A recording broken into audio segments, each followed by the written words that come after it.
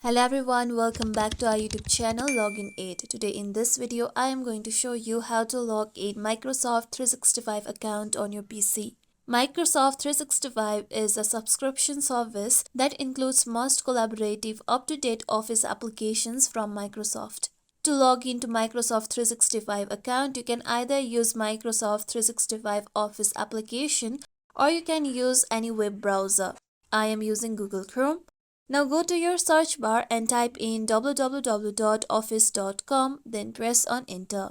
With this, here you'll be taken to Microsoft 365 Office official website. Now, here you can see sign in option on top right section of the website. Click on sign in option, then you'll be taken to login page. Now to sign in, you can either use your email address, phone number or your Skype account that you have used to create your Microsoft account. I am going on with email. Now if you don't have your account, then you can click on create one near no account.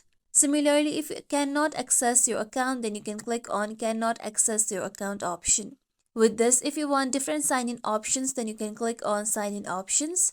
After you do so, click on next option. Now here you need to enter your password of your Microsoft account. If you don't remember your password, then click on forgot password option. Similarly, you can click on other ways to sign in option so that you don't need to use your password. In this method, you have to use your face, fingerprint or your PIN or security key, or you can also approve your request using your Microsoft application. After you do so, click on sign in option. Then here you can see stay signed in option.